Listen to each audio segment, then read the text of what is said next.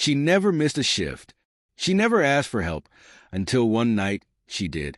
That was the moment everything changed. When her boss, Lucas Carter, learned the truth, he couldn't just ignore it anymore. Success was never handed to Lucas Carter on a silver platter. No, he worked tirelessly for every ounce of it. Long, grueling nights, missed birthdays, sacrifices that only he truly understood. From a modest office in Milwaukee, Wisconsin, to creating a multi-million-dollar logistics empire, Lucas built Carter Freight Solutions on one simple belief: hard work pays off. But that night, as he was finishing up reviewing reports in his glass-walled office, something caught his attention. The cafeteria should have been closed by now, but there, lingering near the food counter, was one of his employees, Eva Mitchell. He knew her, not on a personal level, but well enough. Eva was one of those workers who made his life easier, always on time, never complained, never made a fuss. Double shifts? No problem. She handled them like they were nothing. In a crisis, Eva was the first to show up. But tonight, she looked uncertain. Lucas leaned back in his chair, watching her with quiet curiosity as she shifted her weight from one foot to the other. She was glancing around, making sure no one was watching, before she quietly stepped toward the kitchen staff. Though he couldn't hear the conversation, Lucas could see the cook's furrowed brows and the exchange look between them. After a brief pause, the cook handed her a takeout container. Eva muttered a quick thank you, tucking the container into her oversized tote bag before hurrying away, her head down, walking briskly, as if she didn't want anyone to see. Something about the whole situation didn't sit right with him. Lucas wasn't the type to meddle in his employees' personal lives. That wasn't how he ran his business. You worked hard, you got paid. Simple. But Eva asking for food? That niggled at him. She worked harder than most. She pulled double shifts, sometimes triple shifts. If anyone should be able to afford a meal, it was her. So why did she need to ask for food? Maybe he was overthinking. Maybe it wasn't his business. But as he glanced back at the report in front of him, the words seemed to blur together. Eva Mitchell asking for food. It kept spinning in his mind. But what if there was more to it? Lucas tried to push the thought aside. It wasn't his problem. He had a business to run, deadlines to meet, an endless list of responsibilities. Following an employee home like some kind of private investigator, it wasn't in his job description. But as he stepped out of his office and into the empty corridors, his feet moved of their own accord. Before he knew it, Eva was already outside, walking with purpose. Her pace hurried but heavy, as if burdened by something far more than exhaustion. The cold wind whipped through the parking lot, but she only pulled her thin jacket tighter, continuing forward. No car, no pause to look for a ride. She was headed straight for the nearest bus stop. Lucas hesitated for a moment. This was crossing a line, but when the next bus arrived and Eva stepped onto it, Lucas found himself following. He climbed aboard, sitting near the back to stay out of sight. The bus rumbled forward, its dim fluorescent lights flickering overhead. Eva took a seat near the middle, her forehead resting against the window. She looked completely drained, like someone running on empty. But there was no sign of frustration or self-pity in her demeanor, just a quiet resignation to her circumstances. As the ride stretched on, they passed through the business district, past the shopping centers, through areas of town Lucas rarely thought about. Eventually, the streetlights grew sparse, and the buildings morphed from polished glass offices to aging brick apartments, their walls worn from time and struggle. Eva pulled the stop cord, and Lucas watched as she stepped off, adjusting the strap of her bag.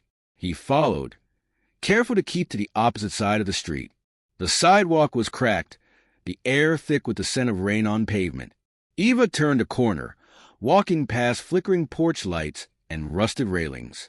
She stopped in front of a small apartment complex, the kind that had seen better days, but still carried echoes of families trying to make it. She climbed the stairs to the second floor, pulled out her keys, and pushed open the door. Lucas slowed his steps, stopping just before the building. Through the thin curtains of the window, he saw it. The inside wasn't empty in the typical sense. No, this was the kind of bear where someone had been living with almost nothing for a long time. A single mattress lay on the floor. No couch, no dining table, no signs of comfort. Just a few blankets, a pair of neatly folded clothes on a plastic crate, and then 2 small heads peeked out from the side of the mattress. Children. Eva knelt beside them, opening the takeout container with careful hands. The kids, no older than 5 or 6, scooted closer, their eyes wide with anticipation. She split the meal between them, watching as they ate with quiet urgency. She wasn't feeding herself. No! She had asked for that food because they needed it. The weight of the moment settled on Lucas's chest.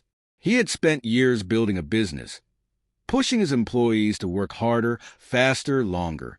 But had he ever really looked at them? Had he ever considered what their lives were like after they clocked out? Eva wasn't just working double shifts. She was surviving them. A gust of wind rattled a loose metal sign nearby.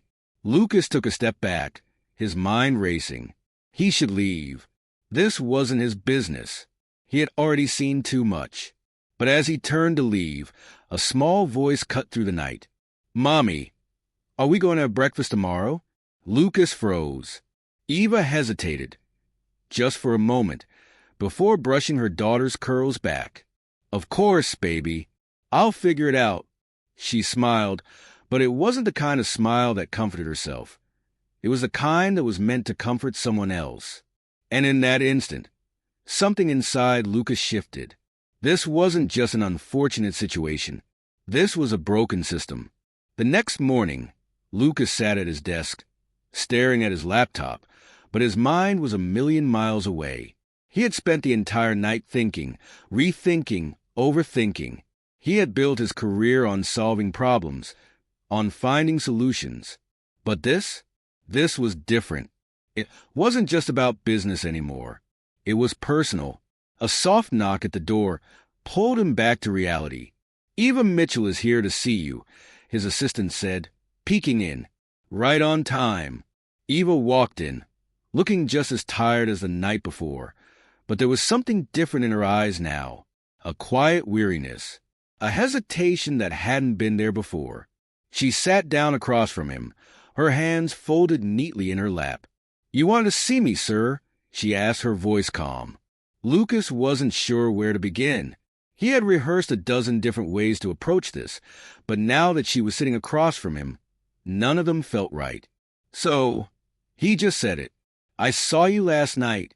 Eva stiffened, her eyes snapping to his. Confusion flickered in her gaze, then quickly turned into defensiveness. "Excuse me?" "I followed you home," Lucas said, his voice steady. Her eyes widened in shock. "I saw you take that food home," he continued. "I saw your apartment. I saw your kids." Eva's breath hitched. She looked toward the door, as if calculating how quickly she could leave. "I'm not here to judge you," Lucas interrupted, leaning forward.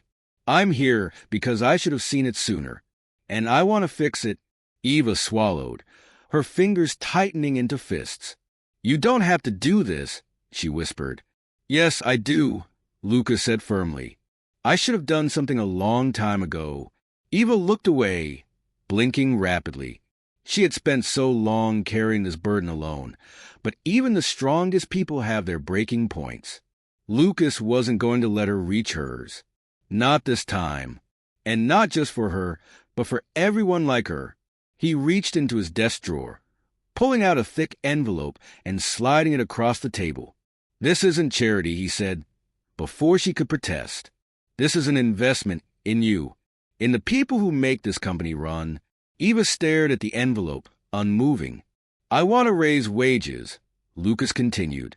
"Provide better hours, childcare support, emergency assistance.